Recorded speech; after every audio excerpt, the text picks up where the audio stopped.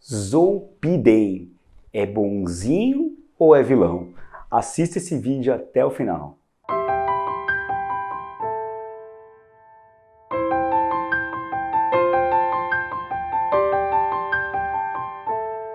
Oi pessoal, eu sou o Dr. Labinas, eu sou médico psiquiatra, sou CEO do Instituto Labinas e esse é o canal Instituto Labinas, em que eu falo sobre saúde mental, psiquiatria, sobre filmes, séries, tudo relacionado à psiquiatria e saúde mental.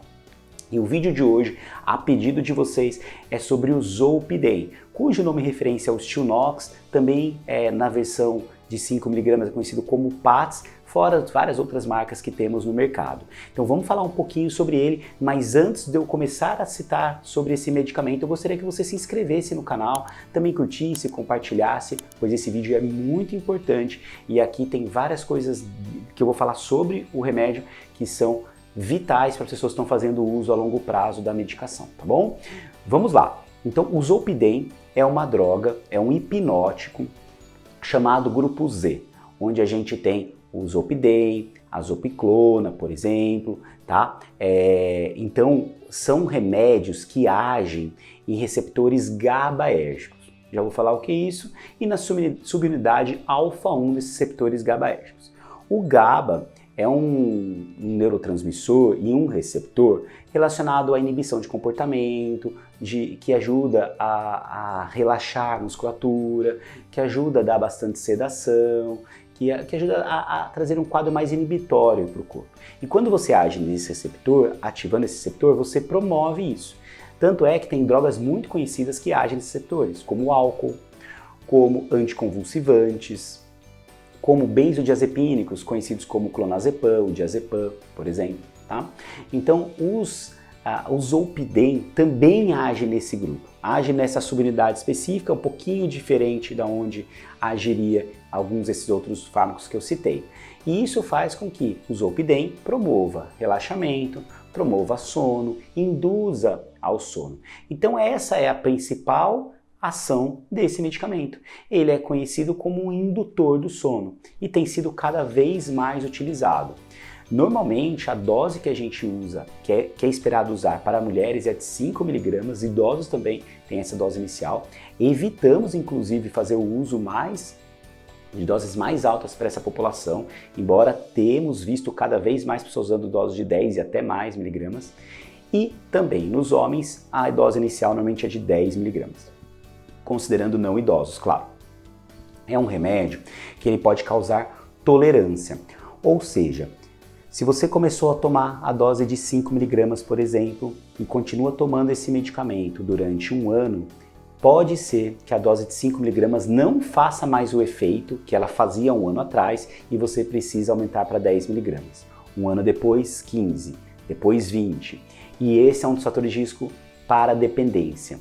O Zolpidem é uma droga com um potencial moderado de dependência e eu, Dr. Luiz Guilherme, isso não tem a ver com nada, é uma opinião médica de especialista, eu acredito até que o Zolpidem deveria ter tarja preta.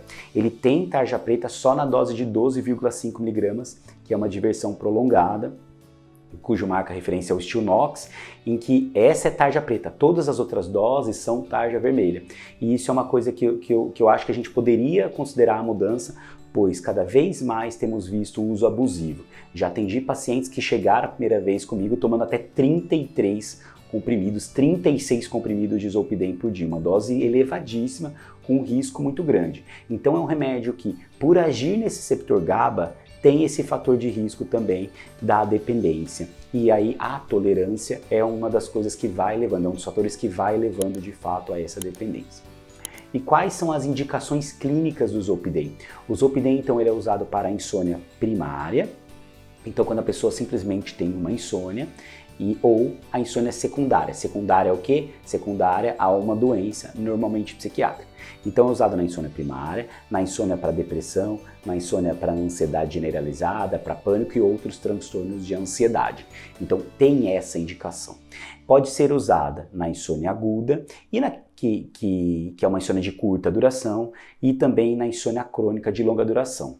Problema: a insônia crônica, se você usar 5 dias consecutivos já numa insônia de muito longo prazo, você já corre o risco de dependência e de tolerância desse medicamento. Então, atenção!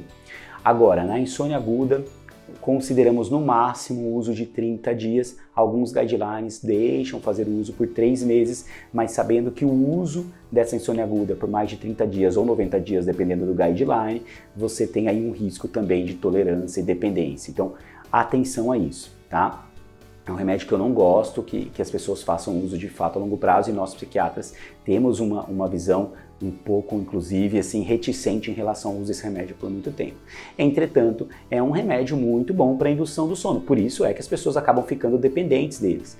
Lembrando, são todas as pessoas? Obviamente que não. Nem todo mundo que fuma cigarro é dependente do cigarro, nem todo mundo que fuma maconha é dependente da maconha, ou que ingere álcool é dependente do álcool, e assim por diante, tá? Café, enfim. O Zolpidem, ele tem o mesmo efeito, nem todo mundo. Então vão vir alguns seguidores aqui que vão falar, doutor, eu uso Zolpidem, mas se eu ficar sem, tranquilo também.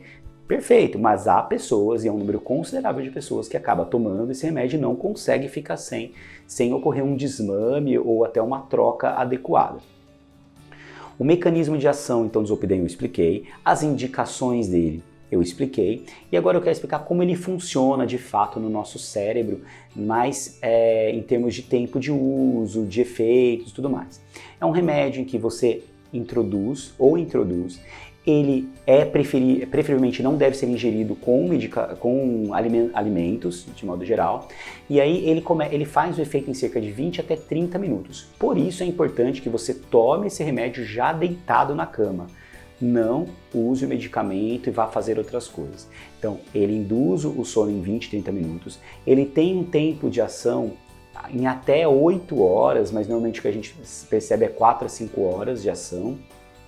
Por isso que muitas pessoas não têm aquele efeito ressaca, acorda meio sonolento pelo remédio. Pode acontecer, mas é na minoria das pessoas. Então esse é um efeito bem esperado. Ele induz, mas ele não mantém tanto o sono. Exceto a versão CR, que é de liberação controlada, em que você tem um pico maior no início e depois um pico menor no segmento do remédio. Então ele pode sim dar um efeito residual, mas também é menor. Tá? Ele não tem um efeito como tem o Rivotril, o Lexotan ou o Valium, por exemplo, em que ajuda muito a ter um efeito meio relaxante, anticonvulsivante, não. Ele não gera isso. Ele gera, mas muito pouco. O principal efeito dele, de fato, é só hipnótico.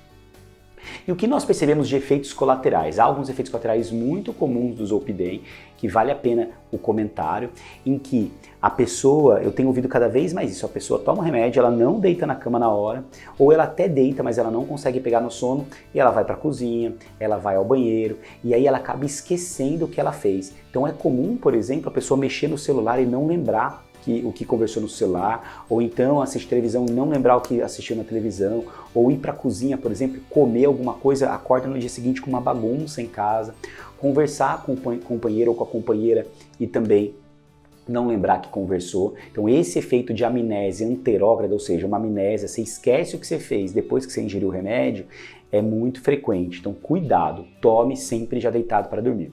Outra coisa, além de não lembrar, a fala fica mais arrastada, então isso é bastante comum, falar meio embrulhado, como se estivesse bêbado, com uma ingesta de álcool maior. Ou então, a hora de escrever fica tudo bagunçado. Por quê? Porque a pessoa, de fato, ela está naquele estado de sonolência, e já nem consegue ter tanta coordenação motora. Além disso, há algumas pessoas que sentem que tomam o remédio, dormem, e quando ele deixa de fazer efeito depois de 4, 5 horas mais ou menos, a pessoa desperta e não consegue dormir mais, mostrando que a indução do sono não é o suficiente para ela. Então é um efeito colateral, mas também é um uso errado, porque não era só a indução do sono que ela precisava. Ela precisava de uma manutenção do sono. Então isso também pode acontecer. Amnésia, então esse despertar mais precoce. Algumas pessoas relatam sonhos vívidos, então muitos sonhos, pesadelos, e parece que está lembrando daquilo que fazem. Esse é um outro efeito colateral bastante comum. É também possível e relativamente frequente dores de cabeça, tá? Então tenham atenção nesse uso, porque dá esses efeitos colaterais sim. E a longo prazo, alguns estudos percebem uma perda de memória, mas não há relação com Alzheimer ou com demências até o momento. O que se percebe é que o uso crônico ele pode causar essa perda de memória. E por último, que eu já falei, que para mim é o principal, é o potencial de dependência do remédio. Então, esse medicamento precisa sim ser visto com muita cautela, tá ok? Evitamos doses, exceto da versão prolongada, que a gente é possível tomar 12,5, evitamos dose das liberações agudas, liberação rápida de 10 mg. Então, se você está fazendo, ou conhece alguém, né, que está fazendo uso de mais de 10 mg, está tomando 2 comprimidos, já está aumentando esse remédio, busque ajuda. Não tome Zolpidem por longo prazo, tem que conversar com o seu médico. Claro, isso tudo é baseado em experiência clínica e nos estudos. Cada caso você precisa, obviamente, conversar com o seu psiquiatra, o médico que prescreveu o remédio. Mas não tome o remédio por conta própria. Esteja sempre sob comando e sob controle de um médico especializado nisso, para que você não evolua para um quadro mais agressivo do uso do Zolpidem, tá bom? Eu espero que eu tenha te ajudado nesse vídeo. Se você gostou, se você curtiu, curta aqui a página, curta o vídeo, compartilhe, se inscreva no canal. Para quem está no YouTube, coloca lá, ativa o sininho também e comenta qual outro remédio você gostaria que eu falasse. Cita aqui que a gente pode falar um pouco mais sobre esse assunto, tá bom? Um grande abraço, até o próximo vídeo.